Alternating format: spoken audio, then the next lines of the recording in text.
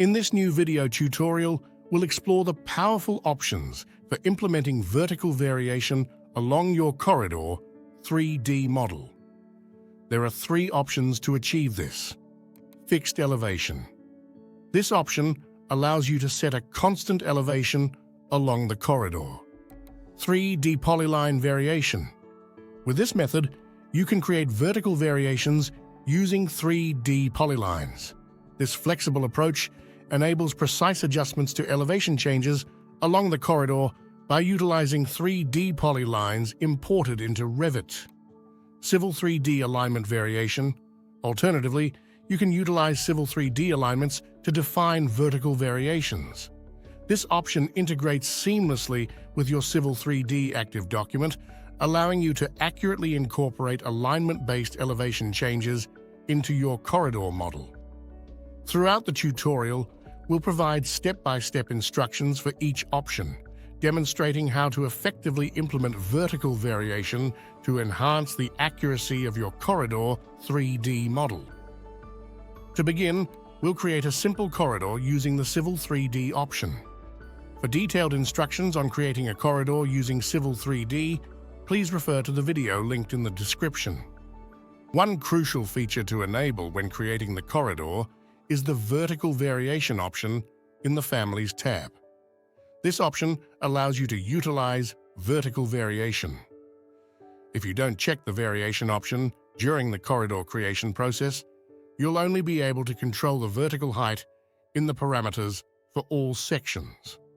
Without enabling this option, you won't be able to implement vertical variation along the corridor. Now, let's proceed to create a simple retaining wall by adding start and end stations.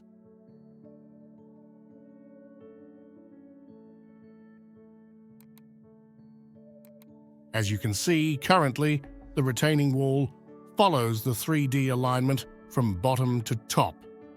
What we need to do now is to maintain the retaining wall's alignment from the bottom while making the top follow another alignment. In AutoBRIDGE, navigate to the vertical and select Civil 3D. From the family name list, choose the desired family instance name. Next, in the parameter name list, select Vertical AD plus 5. This parameter will control the vertical variation of each section along the corridor. In the alignment section, choose the document name, alignment name, and profile name that you want the top of the retaining wall to follow. Once you've set all the parameters, press Run to execute and apply the vertical variation to the retaining wall.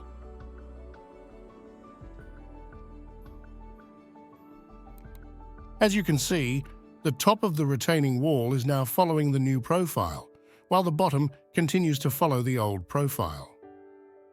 Now, let's try the fixed level option in the same retaining wall model.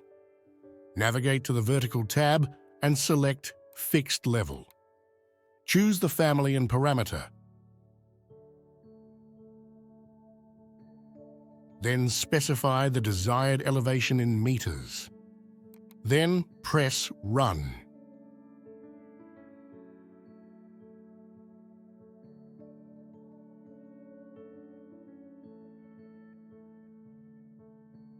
As you can see, now the top of the retaining wall has the same elevation along the corridor.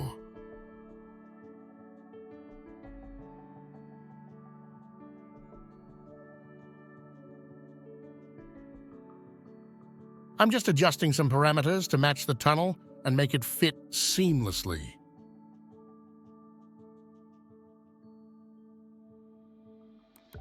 Let's proceed now by creating a bridge deck corridor to test the vertical variation. We'll focus on controlling the deck soffit using a 3D polyline. As mentioned earlier, for detailed instructions on creating corridors, please refer to the video linked in the description.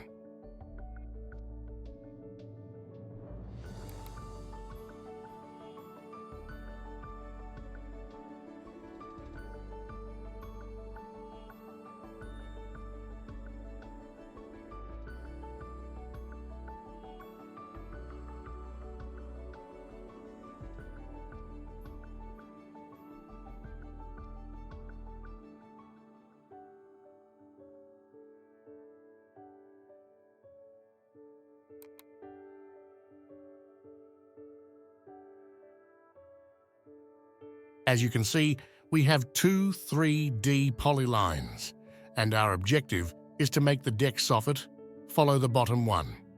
Let's navigate to the vertical tab in the AutoBRIDGE interface and select the Polyline option.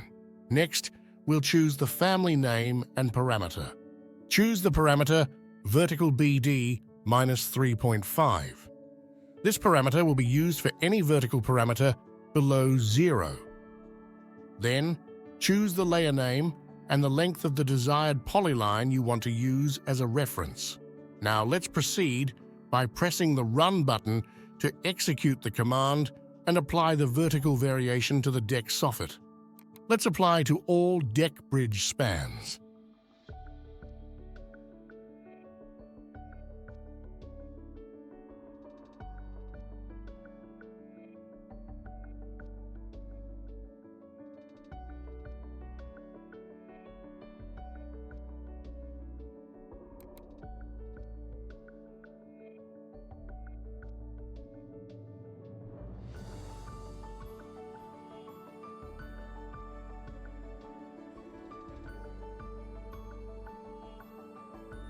As you can see, we have achieved the desired vertical variation on the deck soffit. Thank you for watching, and see you in the next video.